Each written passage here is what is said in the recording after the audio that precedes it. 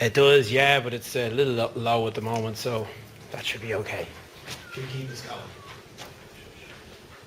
Okay, so just to put this in context, right? So far, we have a load of state that we're keeping track of for things in a game world.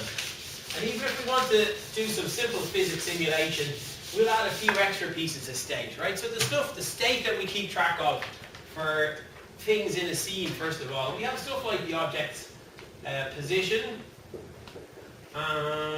We have stuff like the object's scale. And then we have a load of physics things that we're keeping track of for an object. If we want to write something like a physics integrator, we have stuff like velocity. We might have something like what we call the force accumulator. And, okay, the position is what type? Vector 3. A vector 3, okay, so this is a vector 3. The scale would be a vector 3. Velocity is a vector 3. Force accumulator. When we wrote our little pusher programs and stuff like that, what did we make the force? What type, do you remember? A scalar or a vector? A vector, of course. It would be a vector as well, because force is something with a direction. The one thing that we haven't really talked about is how to represent the orientation of an object. Okay, so this is the one thing that's missing from orientation. Okay, the orientation of an object. Now, if you were starting writing a game engine from scratch and you wanted to store what way an object in a 3D scene was oriented. Okay, so you can imagine, for example, you know, this is my 3D object, and you can see that this 3D object can be orientated in any orientation. And as it moves around the scene, some things will affect the object's position. Sometimes things happen to the object which doesn't affect its position. Like you can imagine that's the object there. If I rotate it around like this, its position vector is the same, but something else has changed about the object. Clearly its orientation has changed, right? So we need some way to represent the orientation of an object. Give me some ideas, or would you guys have any ideas if you were writing a game engine from scratch, what might you use to represent the orientation of an object? Rotation of the x and y axis. Okay, what data structure would you use for that? Like looking at the type of things that we have, what do you think you would use? A single number or multiple numbers? Use a vector. You can actually use a vector.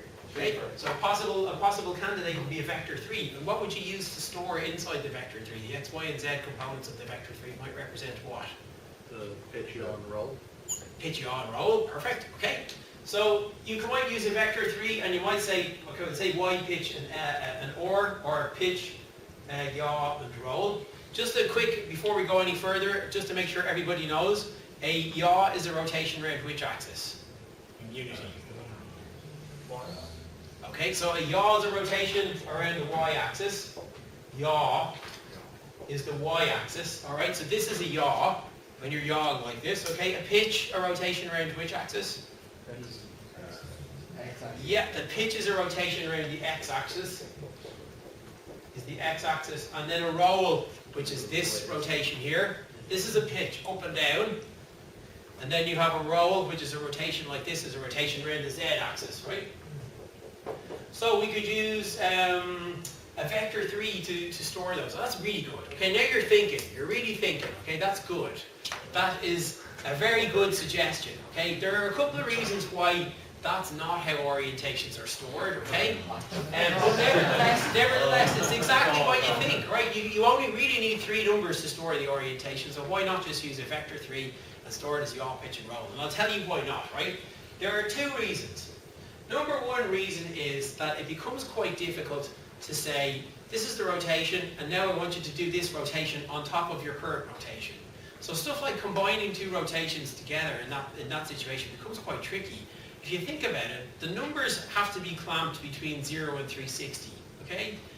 So what happens if you go over 360? You have to have like special code there. So if you go over 360 degrees in this one, then you clamp it back to 0 again. So that's reason number 1, okay? Reason number 2 is it's possible, obviously, to have lots of yaw, pitch, roll values which represent the same set of rotations, but actually have different numbers in them, okay? So let's think about that. Is it possible to make something like, here's my yaw rotation, is it possible to make this out of a pitch and a roll rotation? Yeah, of course. You can combine like yaws and pitches together and you'll end up in the same rotation, but they won't have the same three numbers to make them. So it's quite hard to test for equality as well if you have rotations. And let me think. Yeah, the third reason is it's quite hard to say, I'm currently pointing over at this direction and I've got these three numbers, yaw, pitch and roll.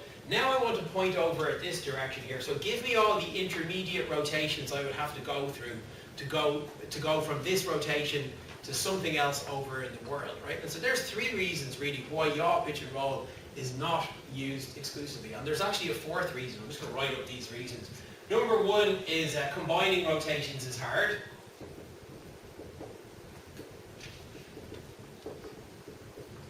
Because you have this thing of they're clamped between 0 and 360, and if you go over 360, you've got to put an if statement in there, say if I'm greater than 360. Number two is tests for equality. It's really hard to tell if two orientations are the same orientation because they could have different yaw, pitch and roll numbers. Okay, but actually the thing could end up in the same orientation and it's really hard to test that, right? Number three is what's called interpolation. In other words, it's quite hard to say, I'm currently looking at this orientation, I want to move to look at this orientation, so smoothly bring me from one orientation to the other orientation. Again, because you have this problem of 360 degrees, or even 90 degrees, if you go beyond this, you know, if you go beyond like the 360 degree marks, you have to have if statements in there, you know, to say, you end up with lots of special cases. Does that kind of make sense for everybody?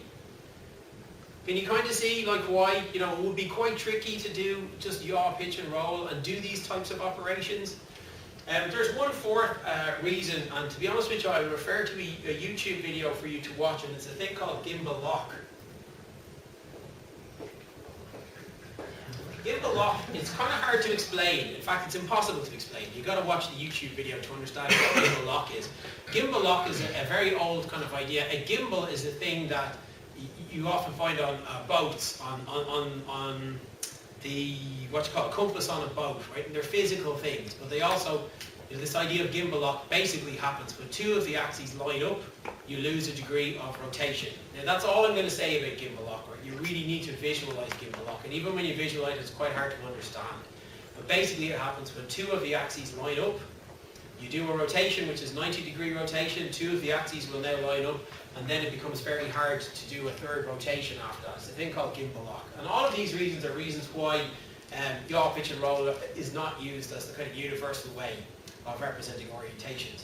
Even if you go back to computer science, back in the 60s, the Apollo space program, you know, a lot of the problems that the computers were trying to solve using yaw, pitch and roll could have been solved using a better way of representing the orientation, using this thing called a quaternion. And I tried to find a picture of this, but I couldn't find one on YouTube, but I did read that the Apollo space program, the actual spaceships had a gimbal lock light that used to flash whenever the two of the axes of rotation were about to line up, and then the computer basically just couldn't handle rotations after that, you know. So there was no physical reason why the spaceship can't rotate any old orientation at all, but the computer just couldn't handle certain types of rotations. Anyway, this is going back to the 60s, you know, so the way this problem is now universally solved is with this thing called a quaternion, okay? So a small bit of background about the idea of a quaternion. The quaternion was invented by an Irish mathematician called William Rowan Hamilton. R-O-H-A-N, I imagine, Hamilton. Okay, and he discovered the mathematics of quaternions when he was out walking one day thinking about it, and he was walking past a bridge called Broome Bridge. You might know it's quite a famous bridge. And he had no pen with him at the time, so he graffitied the bridge, and he put down this very famous equation of quaternions, which is I squared equals I squared plus j squared plus k squared equals minus 1. And that's this famous derivation of Quaternion's equation, right? So he wrote this on the bridge. It's now obviously been wiped off because it was 150 years ago that he did this. And there's a little plaque up in Broome Bridge that you can read where Hamilton discovered these things called Quaternions. Okay, so that's a little bit of background to Quaternions. Now we'll talk about what are the operations that we need to do in quaternions, and I think for this what we should do is refer to the poem. Okay, because the poem is everything you need to know about quaternions in a short poem, which we can all memorize. Okay, this is all we need to do. I think in order to get the hang of this thing, we should probably all stand up for the poem. I'm the lecturer here, okay? If there's any standing to be done, I'll decide who stands, right? So I think we should all stand. I think we should all stand. Everybody stand. Stand. Right, stand up, right? And we shall recite this poem together. So everyone take the poem up in your hand and repeat with me. Okay, we'll read the poem through once. We'll read it together, and then afterwards I'll go through it and explain what each line means. It's very significant. Every line is important, right? Is everybody ready? Put your hand on your heart. Everybody ready? Yeah, put your hands on your heart. Hold hands. Hold hands with your people. I've done this in the past, and I've got everybody to hold hands, and it's really good. You know, we're all together here. We're all together. Okay, everybody ready? Okay, let's recite this together. 1, 2, 3. A quaternion is like a vector, but with a W. To construct one, we use a matrices and angle. That's what we do. For rotations, it must be normal, or otherwise it's pure. So we normalize, divide by length, just to be sure. To invert a normal quaternion, we negate x, y, and z. Multiply quaternion, vector, inverse quaternion, and it rotates, don't you see? A rotation of 0 radians is the same as 2 pi. To convert a quaternion to a matrix, we use the API. So here's a help to old Hamilton. You're an inventor, it would appear, and to imaginary numbers floating in the hypersphere. Oh, isn't that lovely? Very good, everybody. Well done. Yay.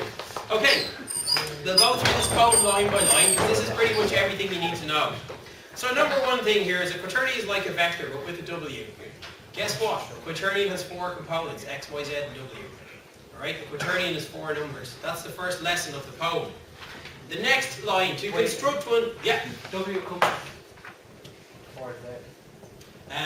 Interesting, that is true. That is absolutely true. It doesn't really matter. I'll tell you why it doesn't matter. And I'm not the one who made this up. The x, y, and z components typically are grouped together, and the w component goes separate.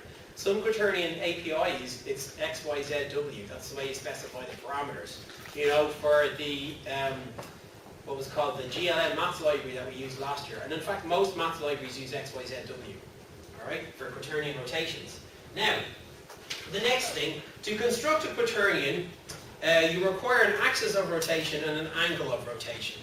Now this makes a lot of sense when you think about it, right? Because you need 2 things to do a rotation. You need to know around which axis you are rotating, and you need to know what's the angle of rotation. How many degrees are you rotating? Okay, so this is quite clearly a rotation around the y-axis, and you've got a certain number of radians or degrees. Rather weirdly, most of the quaternion APIs from OpenGL and Unity take their angles in degrees rather than radians. So that's the next thing. We need an axis of rotation and an angle of rotation. Now there is a couple of things to say about axis and angle. Okay? Now, you know what? We'll fire up the code. To make the axis of rotation, how do you make the axis of rotation for a quaternion? You might know because I've maybe mentioned it once or twice, but not significant. It's usually the cross product of 2 vectors, and that's usually how you get the axis of rotation. I'll write some code so you see this in a minute, okay? Next thing to say about quaternions, for rotations it must be normal or otherwise it's pure. You guys know what a normalized vector is, don't you? What's a normalized vector? Is that when you take out the units? Try again. Less than 1. Try again. Nearly there. It's something to do with 1. A normalized vector is a vector where the length of the vector is... Between -1 and 1? No. The length of the vector... How can the length of anything be -1? So, no, not so, just think about it, right? It has to be... the length of something has to be greater than 0, okay? Possibly in other fields of mathematics you can have -1, but in vectors it must be some number. The length of a normal quaternion is always 1. Okay, so if you take the vector 0, 0, 5 and you normalize it, you get the vector 0, 0, 1. okay? Because it's the same vector, goes in the same direction, but now its length is 1. How do we normalize a vector? Of course, you call it dot normalize in Unity. How does it work mathematically?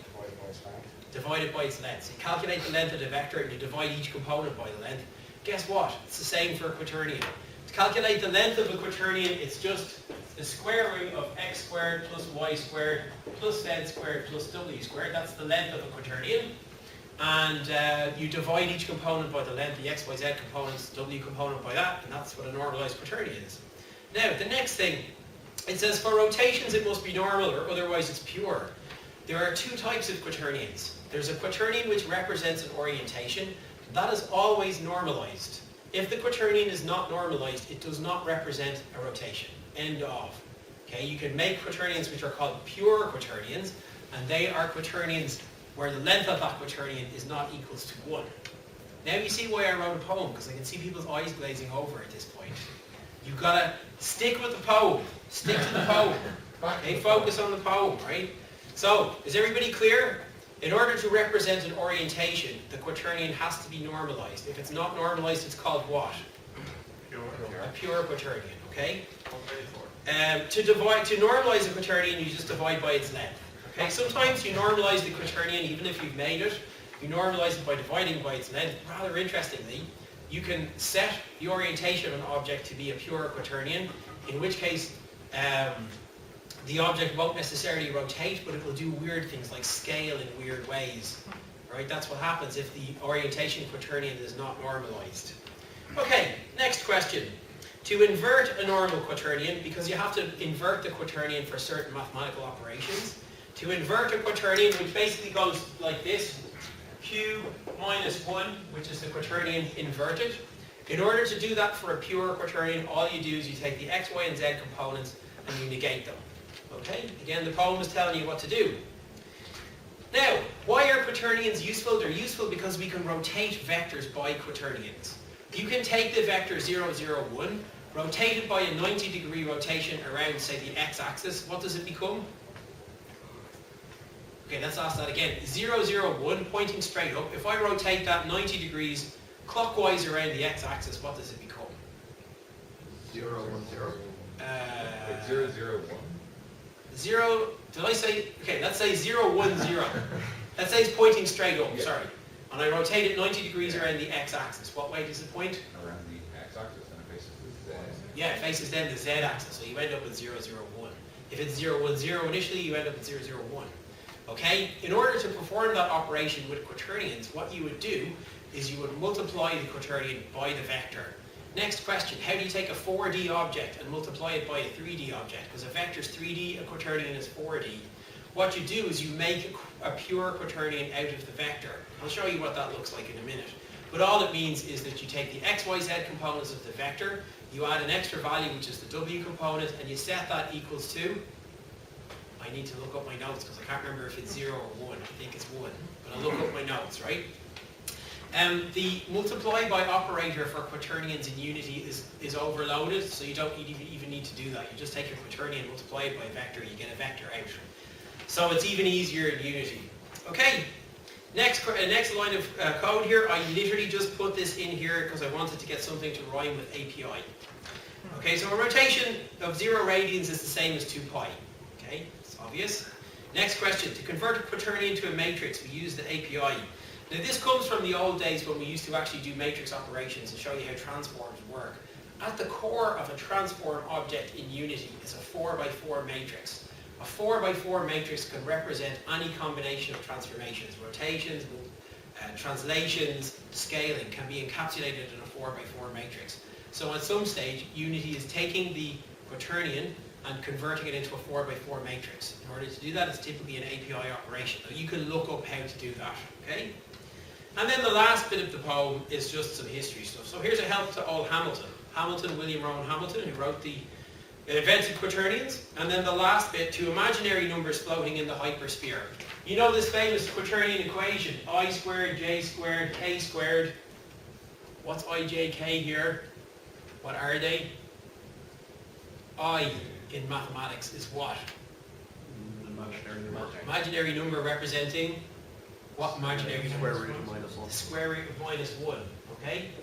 So Quaternion mathematics is derived from complex numbers. It's also derived from what's called a four-dimensional hypersphere, which is just a sphere. Okay, we know what a sphere is. A sphere is a three-dimensional object. You can have spheres in any dimensions. You can have a sphere in four dimensions. You can't visualize a sphere in four dimensions, because how do you visualize something in four dimensions? But it's the same as the sphere in three dimensions, but it just has four. So if you get into four-dimensional mathematics and then you come back, you end up discovering the mathematics for Quaternions. So that's where Quaternions come from. But I just put a note in the poem there, and that's the end of it. You know, you don't need to know about imaginary numbers or four-dimensional hyperspheres in order to use Quaternions effectively. There you are. That's what Quaternions are all about. Should we write a program and use them? Huh? Huh? Let's write a program, and we'll write a program where we'll do all of this stuff, and we'll hopefully be able to see all of these little things in operation.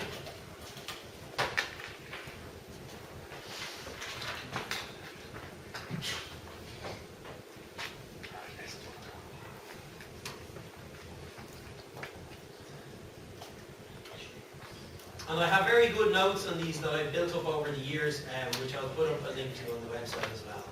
Now, oh Jesus man, I have great PowerPoint slides on this. Do you know who was a great fan of William Rowan Hamilton? You?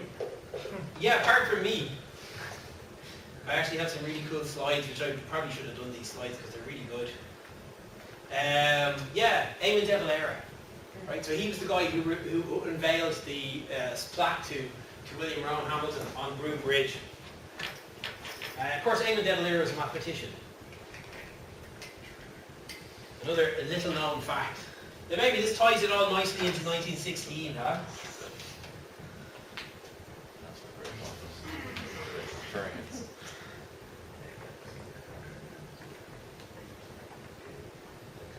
See if we got some screen stuff happening here, and then we can write some code. Okay.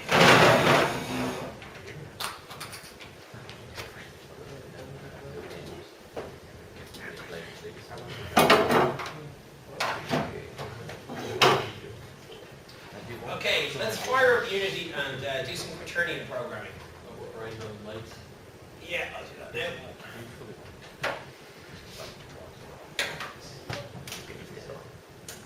Okay, can you guys see that okay? Yep.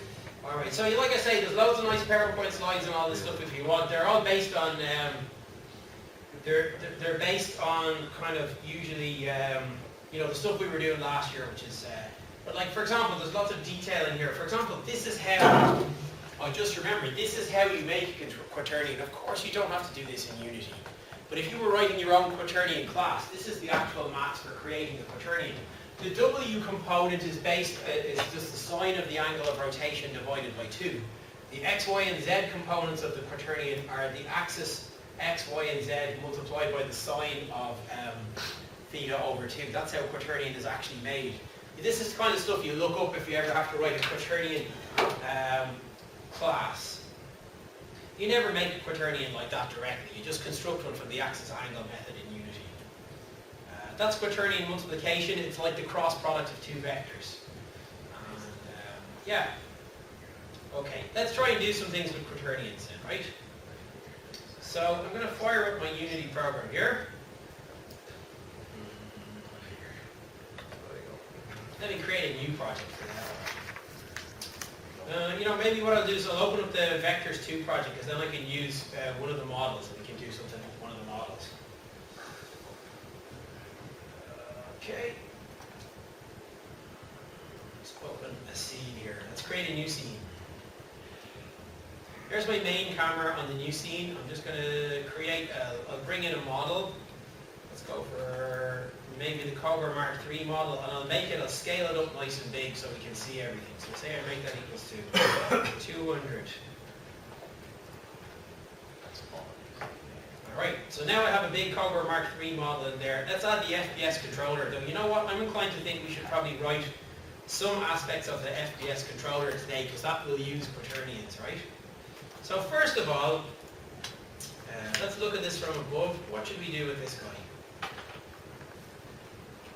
Yeah, let's pick another thing into the scene. Let me drag the Coriolis into the scene here. And here's the Cobra Mark III, and here's the Coriolis. Coriolis is in the same position, so let's move them to different positions.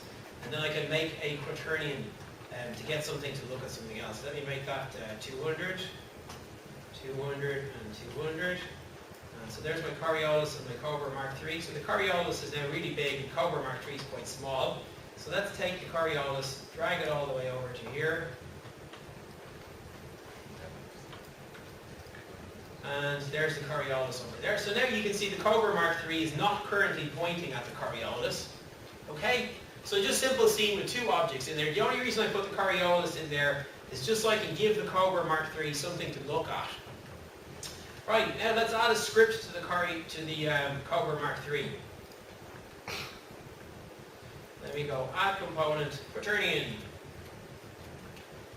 Quaternion test. Quaternion test. Okay, and then let's go and edit our Visual Studio C# project here.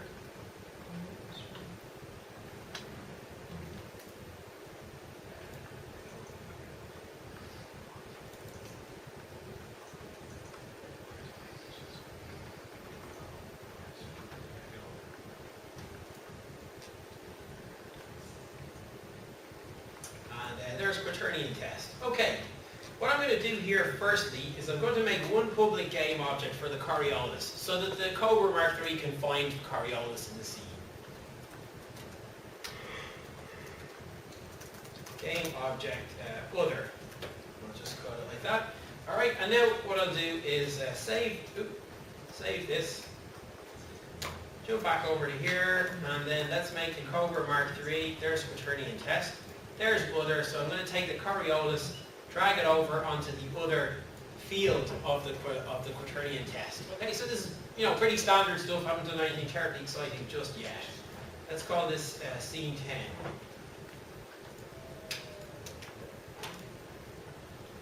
Okay, and here I am in C#.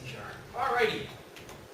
So in my start method, how do I make this face the Coriolis? How do I make the Cobra Mark III point at the Coriolis? Transform that, look at. Ah, fantastic, okay. Transform.look at other. Wonderful. Let's save that.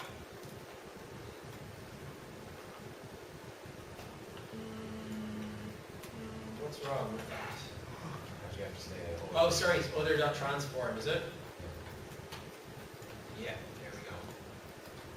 Alright, so just run that, make sure everything is working. I want to maximize the play, really. There we go. So you see the Cobra Mark III is pointing at the Coriolis there. If I undo that, maximize on play, click the play button there, you see it's pointing at it. Okay, that's what look at does. Now, in Unity, of course, you can do this in one line, but let's do this with quaternions instead as an example of how to make a quaternion from an axis of rotation and an angle of rotation and so on.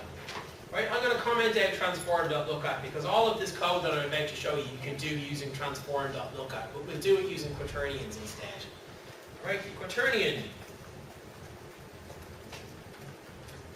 Q. So now I have a quaternion called Q, and I'm going to make this quaternion from an axis of rotation and an angle of rotation. Let's do something really simple first of all. Let's just go Q equals quaternion dot angle axis. One of these is deprecated. Yeah, that's the one that's not deprecated. Angle and axis. So this takes two parameters. Parameter number one is the angle of rotation. Let's say I want to do a 90-degree rotation, and let's make this a yaw. Very simple thing. First of all, vector 3 dot up. So the vector 3 dot up is a static field on vector 3 that gives you the up vector. So this is just a 90-degree yaw around the y-axis. So instead of pointing straight forward, what way is my Cobra Mark III going to point? If I assign this quaternion to my Cobra Mark III, which axis will it point along? The x-axis, okay? So, transform dot rotation orient, is it called rotation? Yeah, transform.rotation. If you hover over transform.rotation, you'll see that its type is a quaternion. Okay, so the rotation field of a transform is a quaternion. Is equals to Q.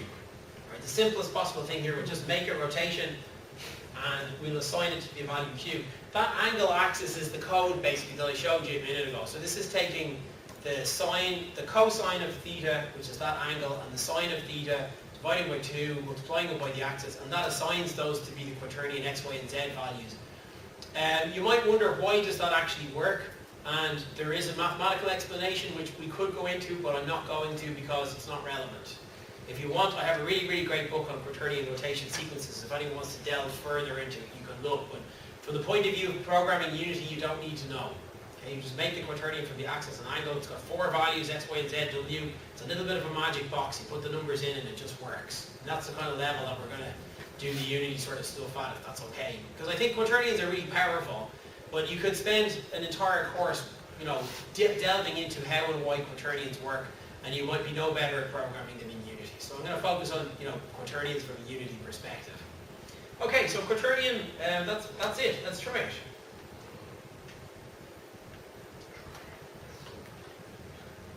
Oh my God! Look at that! Look at that! It's now rotated 90 degrees around the y-axis. And that's our first use of quaternions. Everybody happy with how that has worked? All right. Let's try something interesting. Let's try making another rotation, just to show you how quaternions can be used to combine rotations together. Let's go quaternion Q, and let's go quaternion Q1. Q1 is going to be equals to the same quaternion. Well, we might as well just do this. So Q and Q1 are both now equal to 90-degree rotations around the up vector. So then let's go transform.quaternion Q multiplied by Q1. All right.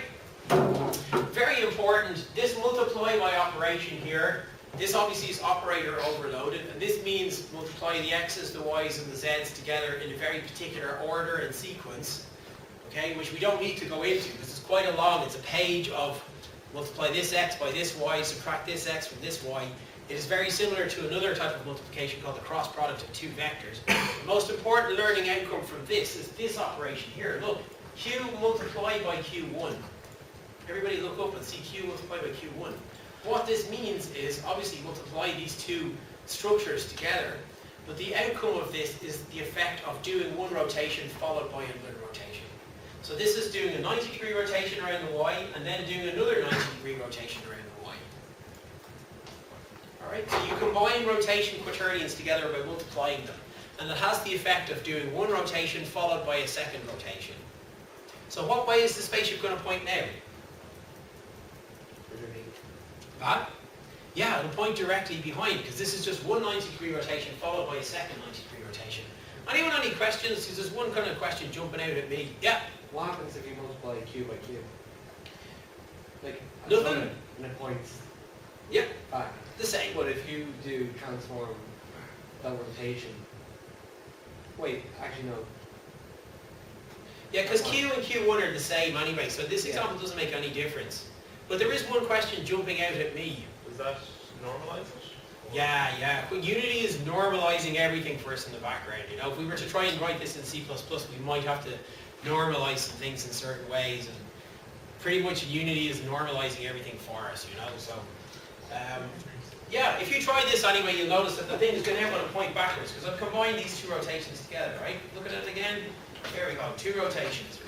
Huh?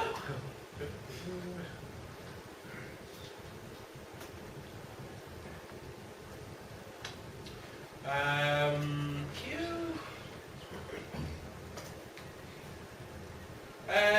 Oh yeah, save. Jesus, thanks for that. Alright.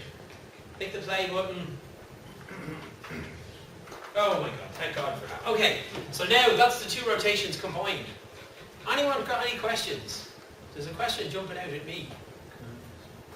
Okay, we'll change the program around and see if any questions occur to you, right? Let's say I do a 90-degree rotation around the up vector. Say I do a 90-degree rotation around the right vector.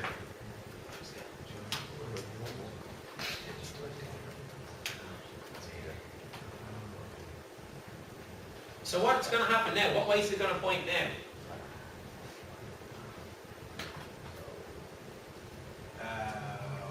Right vector is the x-axis.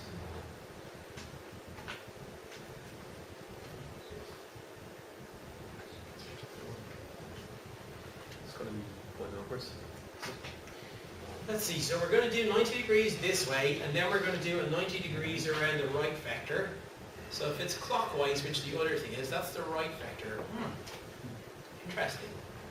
So there's an interesting question that occurs to me straight away, is which right vector is it using? Is it using the world right vector, or is it using the object's right vector to do the rotation? I think it's using the world right vector. Yeah, because obviously if it's using the object's right vector, then it's a different rotation. If it's using the object's right vector, then it's actually going to use the backwards vector, if you like. Because the object is rotated this way, and then I'm going to rotate around this one, but I don't think so. I think it's rotating around this one here. So, is it going to rotate? Really related to the world or the object, is it? No, this is abstract notion. No, well it has to be either one or the other, because the axis of rotation is either going to be the x-axis, or it's going to be minus the forward vector, depending on whether it's world or local space rotation. Nevertheless, the interesting question here is which rotation does it do first, or does it matter? It does the up first. The answer is it matters, and which one it does first, I'm not too sure. To be honest with you, I'm not too sure, because I haven't really done this particular operation in Unity a huge amount. I do know that when I was doing this for the Oculus Rift, that it very much mattered. And the thing that I was trying to do with the Oculus Rift was to combine the orientation from the head with the Xbox orientation. You know, because I want to be able to yaw left and right using the Xbox controller, but also be able to take the orientation here. So you have to multiply two quaternions together. And it very much matters in the order in which you do them. The simple answer here is, like, if it's not rotating in the way you expect it to, then switch the order of the rotations and see if that fixes the problem. It's all to do with stuff like clockwise and anti-clockwise, and which way the z-axis goes and stuff like that. Nevertheless, right, the learning outcome here is that we combine two quaternions together by multiplying them. Okay, next problem. Let's see if we can replicate the functionality of look at by using quaternions. Okay, so in order to make a quaternion, what do we need? We need two things. We need an axis of rotation, we need an angle of rotation. Let's do the easy bit first. How would we find the angle of rotation? Like, just roughly what algorithm will we apply to find the angle of rotation? And let's, maybe just to be clear, I'll draw the problem up so you see what we're trying to do.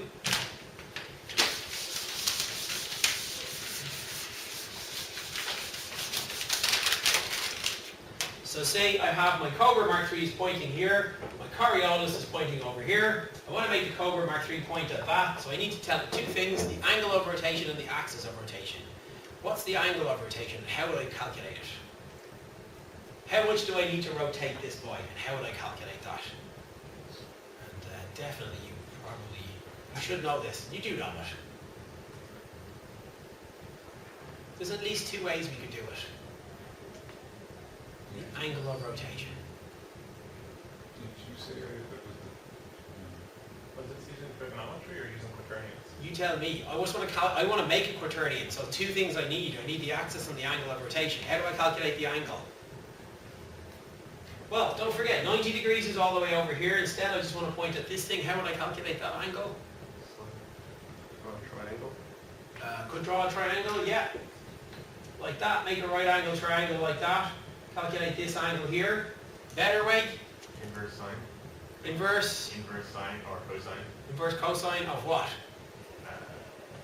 So remember I said, and I even made a point of saying it, the most important thing you're going to learn this year is how to use the vector dot product. Okay, and this is an example of where the vector dot product is by far the best way to solve this problem. Alright, so we're looking at the dot product of two vectors. Vector number one is the forward vector of this guy. In other words, what rotation it is if you apply no rotation to it. Vector number two is this vector here. And if I get the dot product and the inverse cosine of that, that will tell me the angle of rotation. I can calculate theta, alright, by using the dot product of these two vectors. Next thing I need to do is calculate the axis. What would the axis of rotation be here? Say we don't even bother calculating it. You can pretty much guess what it is already. 1. What's that? Why? It's the y-axis. Okay, so the axis of rotation is going to be the straight up vector here. Because I'm rotating around this. The axis is the thing that doesn't change. It's like the center of the thing. Imagine the axis of a wheel rotating. Okay, that doesn't change. When the wheel rotates, the axis stays constant. So it's the center thing, right? But we can calculate it using something I mentioned but didn't really talk about. There's a different way of multiplying vectors together, and it's called the vector cross product. While the vector dot product gives you a scalar number, a single number, the vector cross product gives you a vector. You multiply two vectors together and it will give you a vector which is mutually perpendicular. So everybody look up for a second, right? This is how the cross product works. Say I have one vector which is pointing in this direction. Say I have another vector which is pointing in this direction here. So I've got two vectors. If I cross product those two vectors, I will get this one here. It always gives you a vector which is mutually perpendicular. So for example, if you had the forward vector for an object and you have a right vector for the object, if you get the cross product of those two vectors, you will get the object's up vector. Or similarly, if you have the forward vector and the up vector, you cross them, it'll give you the right vector. Okay, so that's what the cross product is used for. It's used for giving an axis. So let's try and write that code using quaternions. There's quaternion. Let's calculate all of this stuff. There's a fair bit of code here, right? So let's pay attention here. We can't, right? So let's zoom in here and just look up and try and focus for a little. I know it's Friday afternoon and everything. Right. Vector 3, the axis, is going to be equal to the cross product of two vectors, right? So let's see one of those two vectors. One of those vectors is going to be the forward vector. The other vector is the vector that brings you from your current position, or the spaceship's position, to the Coriolis position. So that's going to be equals to other dot transform vector 3 to other is going to be equals to other dot transform dot position minus my transform. Cool. Alright, so that's the vector that brings me from me to the other one. That okay with everybody? Next thing, I calculate the axis, which is going to be vector 3 dot cross. So the cross, you pass in two vectors. First vector we're going to pass in is vector 3 dot forward. Second vector we're going to pass in is the two other vector. Of course, not forgetting, before we do anything else, to normalize the two other vector. Otherwise, the calculation won't work correctly. All right? Otherwise, we have to divide by the length. So that's the axis of rotation. Now I need to calculate the angle of rotation. So the angle is going to be equals to the inverse cosine, hf dot a cos, the forward vector, and the two other vector. Sorry, math dot a cos vector 3 dot dot, and then we pass in the forward vector and the up vector, and that gives us the angle of rotation. So then my quaternion Q is going to be equals to quaternion dot angle axis, and then we pass in the angle. One thing about this quaternion method here is look at the documentation. It's telling you that the angle has to be in degrees. So it'll be angle multiplied by mat f dot radians to degrees, rad to degrees, comma, the axis that I previously calculated. And then rotation equals Q. So that's what lookup is doing in the background. It is doing exactly this. This is how lookup works. Alright, so typically when you're writing a Unity program, you never write this code. You would just go transform.lookat, the other transform. In the background, this is what it will do. It will calculate the vector that brings you to the other one, and then it normalizes it, and then it gets the cross product to get the axis of rotation, and we'll use the dot product to get the angle of rotation. So you need an axis and an angle, and you use vector, dot, and cross product to calculate those, and then you have your quaternion. So, what do you think? Does all that make sense? Good. Cool. Okay. So, that's how quaternions work. Right.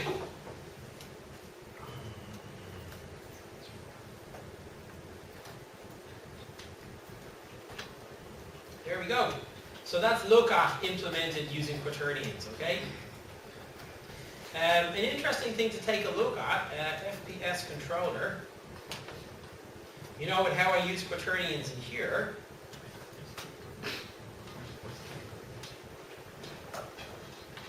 You know, if you look at yaw, this is what yaw is doing, right? This is what yaw is doing in my FPS controller.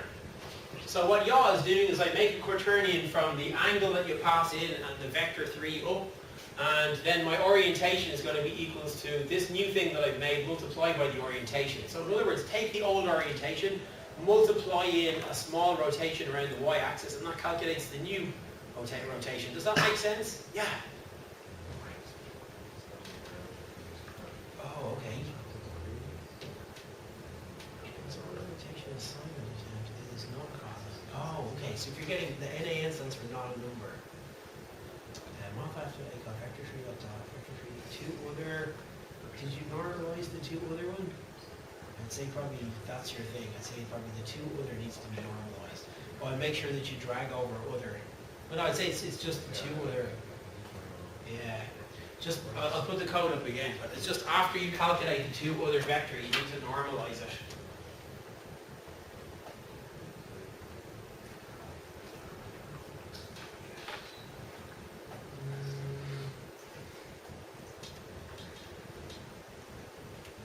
Don't forget to, it could be that right, it could be that you've got to normalize the vector, it's two other not normalized.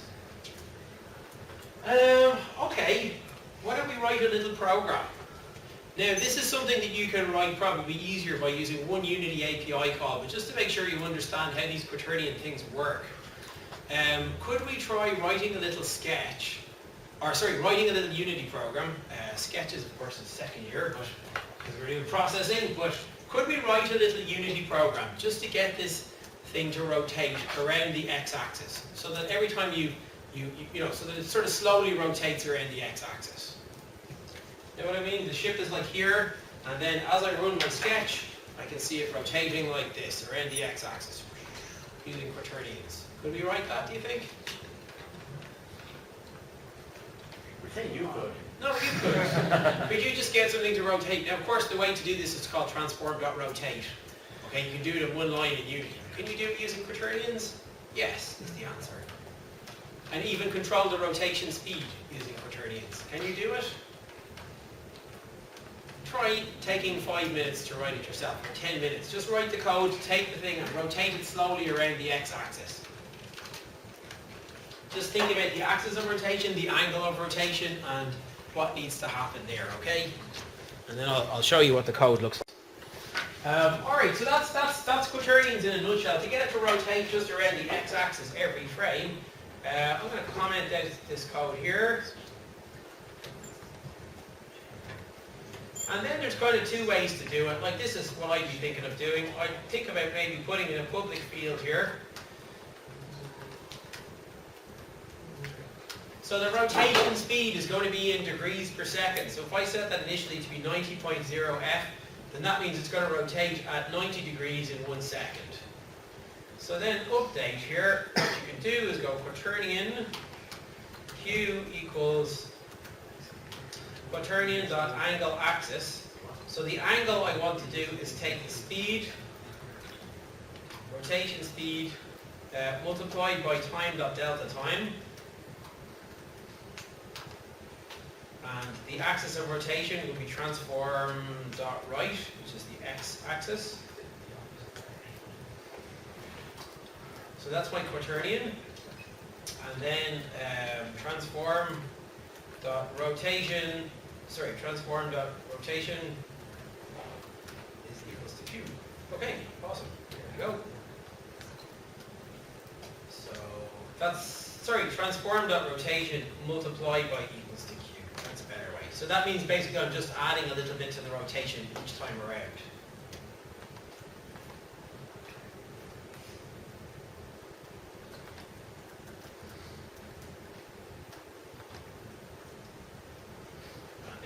So that's a kind of long-winded way of doing that. A nicer way to do it is just go transform.rotate, which Unity will do this Quaternion stuff in the background for you. Okay, next cool thing about Quaternions. Or should we take a short break? Why don't we keep going and we'll finish early? How about that? Does that sound okay? Or do you want to take a break? I was just going to get a drink. Yeah, sure thing. Let's take a 5-minute break then, okay? And we'll just a quick 5-minute break then.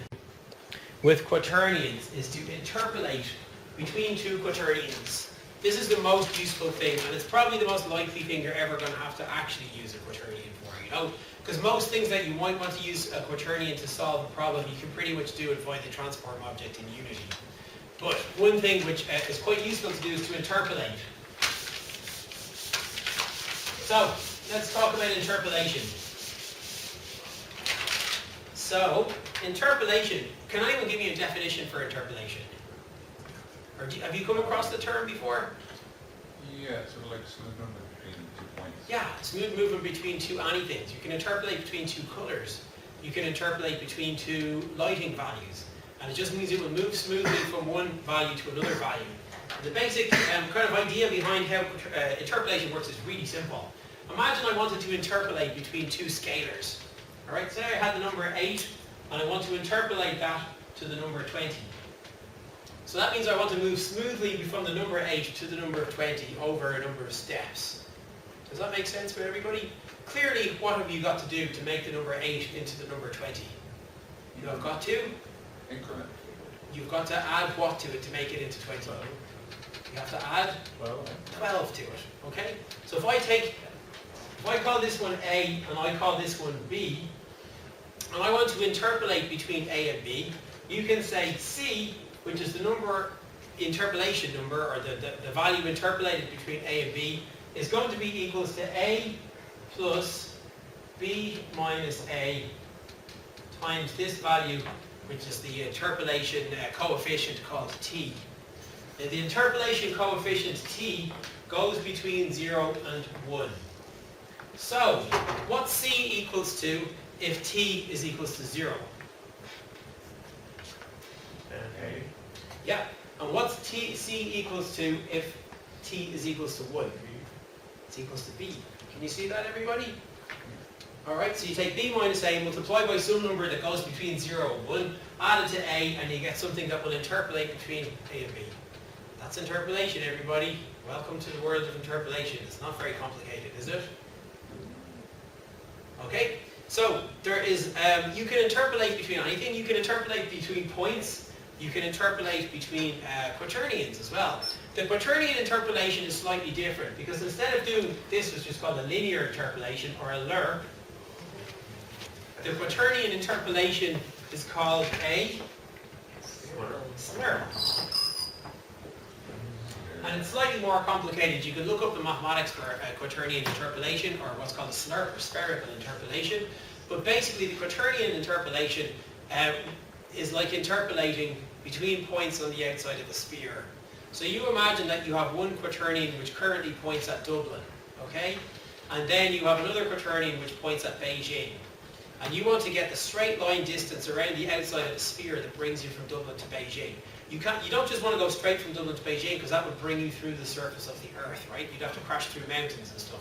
What you want to do is move around the outside of the sphere. Does everyone understand that? You kind of get that? That's why it's called a spherical linear interpolation, because it actually involves a little bit of trigonometry. Nevertheless, you don't need to know any trigonometry. All you do is you call quaternion dot Slerp. Okay, so quaternion dot Slerp takes 3 parameters. Takes the quaternion that you want to go from, the quaternion that you want to go to, and the third parameter is the value t. So t can start at 0, goes up as far as 1. Once it reaches 1, this method will return 2 quaternion. When this method is 0, you'll get the from quaternion, and between 0 and 1 you'll get values between the from and the to quaternion. Everybody see that? Do you know how quaternion Slerp works now? I think you should try and use it. Should I do this, or do you want to try it yourselves? What I want you to get happen now is I want you to start the spaceship pointing forward, and then over a number of frames it should move to point to the Coriolis, but not immediately point at the Coriolis. Do you guys know what we have to do? Would you like to try it yourselves maybe, just to think about it? And then I'll show you how it works. What do you think? Say yes or no. Yeah. Say I love Quaternions. Okay, try it yourselves. Try using Quaternion Slerp, because this is a very, very useful thing that Quaternions are very good. Let's do the first one anyway. Maybe the second one I'll set as a lab for you. Huh? Okay, so this is how slurping works. Plug this thing in here.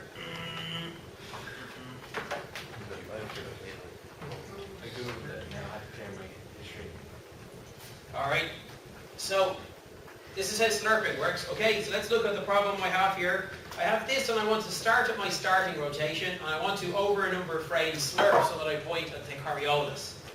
Okay, this is how we would do it. So the first thing I need to do is I need to store my from Quaternion.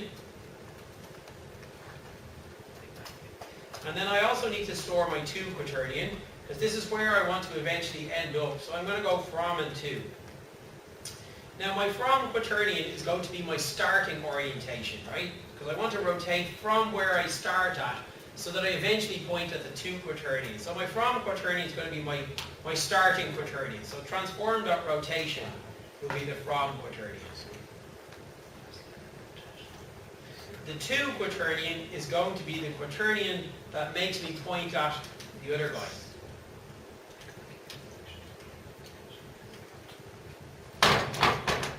So all of this code is going to calculate for me the Quaternion that I need to end up at. So instead of going that, it should be really 2. Alright? So my from Quaternion is my starting Quaternion. My to Quaternion is this Quaternion that we previously calculated, which is the Quaternion that points me at the other spaceship. So, over a number of frames, I also need one other additional variable here, which is my t value. And then I need to say t is equals to 0. Initially start. And of course, what I probably need to do here is, okay, this will be fine. All right, let's then go. If t is less than 1.0f, then I do my slurpy thing.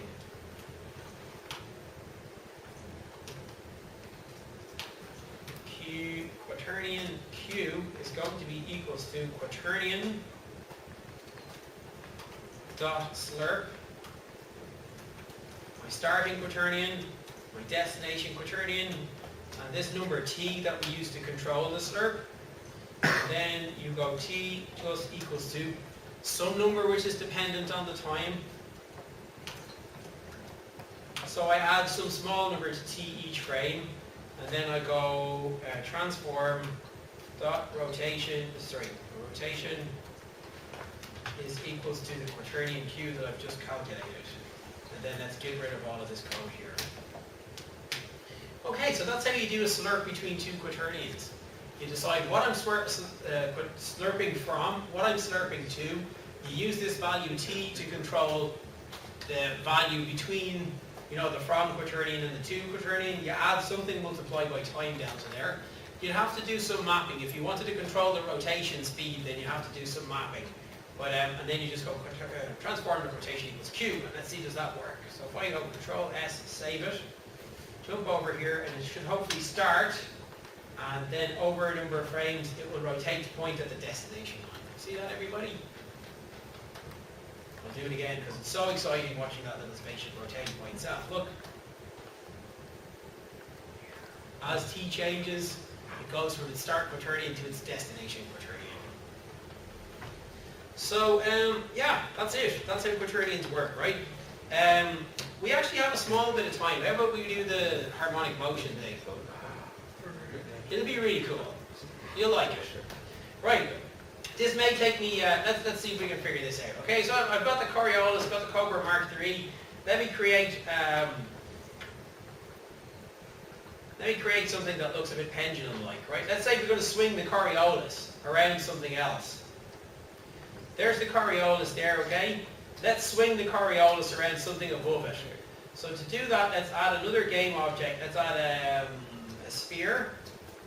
There's a sphere, and I'm now going to bring the sphere to some point in space, 3D point, and I'm going to get the Coriolis to rotate around it.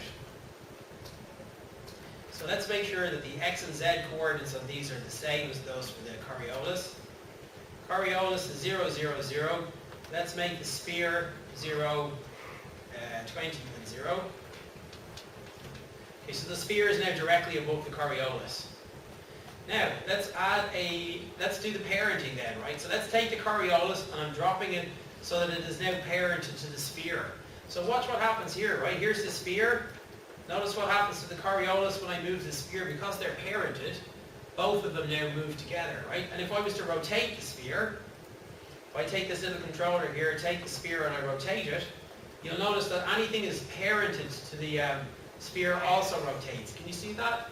That's how parenting works in Unity. You know, once you've parented some things, what actually happens, and we would have done this last year, is the Coriolis' transform matrix is being multiplied by its parent matrix. And that's how parenting is actually implemented. Okay, so now I have the sphere, which is located at 0, 20, 0. Coriolis, which is located at 0, 0, 0, minus 20. This, actual fact, this position here, you see position here now? This position is actually the object's local position rather than its position in world space. So this is its position relative to the sphere. Look what happens if I move the sphere. Look what happens to the Coriolis. You can see that the Coriolis is moving, but if you look at its position here, its position is always 0, minus 20, 0. That's because its position now is going to tell us its position relative to its parent rather than its world position. Does that make sense? It's a rather weird thing in Unity because even though that's the case here, if I actually get the object's position in code, it'll give me the object's position in world space. It gives me its actual position rather than its position relative to its parent. But you can do get local position, can't you? Yeah, you can. There's local position, which will give you this value. I just think it's weird that it's called position, not local position. It's going to give you its local position rather than its position. I just think it's slightly confusing, you know.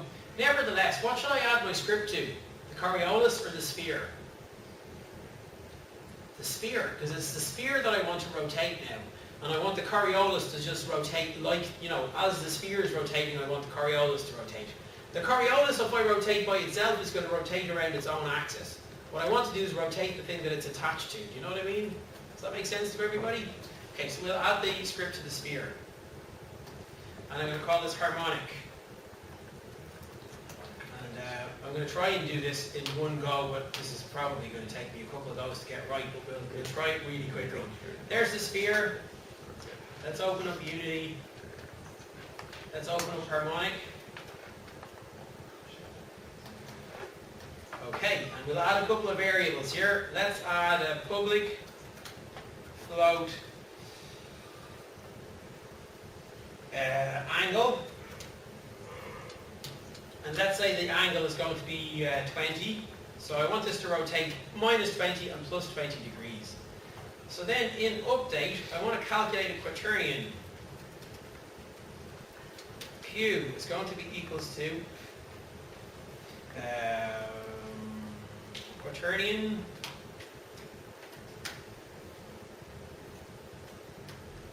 dot angle axis. So the axis of rotation here, what should I use as the axis of rotation? I want it to rotate like this, and I think the way I've set it up, you know, they're both at 0. I can use the forward vector here, okay?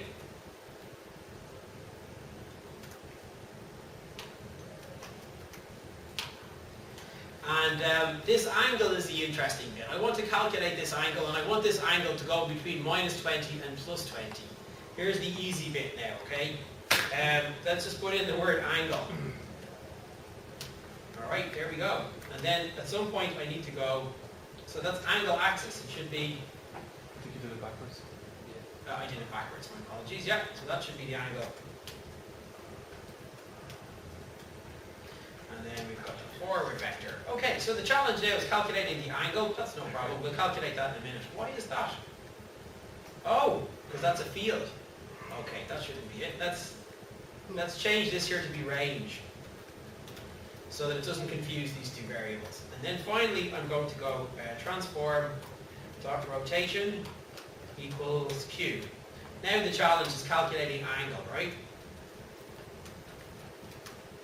So the angle is going to be equals to the range value multiplied by the sine function multiplied by the sine of theta. Okay, so you know sine of theta, the sine function is always going to return you a number between -1 and +1. Right, because that's what sine does. It's always a value between -1 and +1.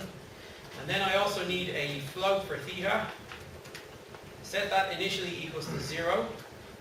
So I'm going to get the sine of 0. The sine of 0 is going to be what?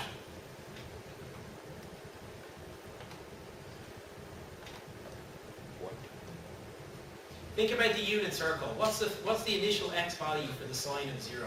The x value. The unit circle starts right at the very top. And what's the x value right at the very top of the circle? It will be 0. So it's going to go 0, and then it will go eventually up to 1.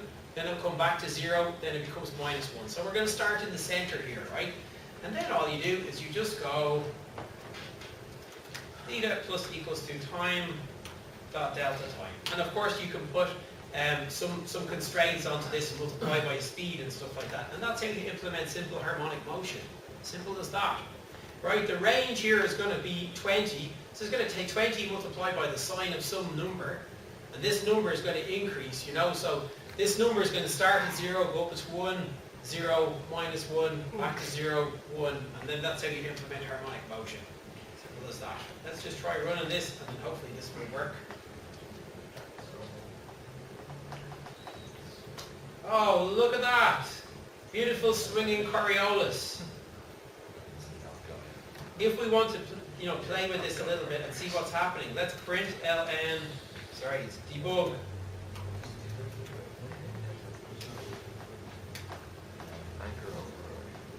It's debug.log, sorry. Let's debug.log theta, and let's also debug the sine of theta.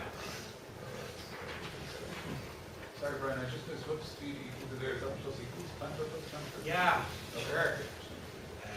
Math f dot sine of theta. And that's how you implement harmonic motion. You know, because again, the sine is just some function that's going to return a number between -1 and +1. It'll go smoothly between -1 and +1. So there's me printing out theta and also the sine of theta. So you should see theta increasing, and then the sine of theta is going to flip between -1 and +1.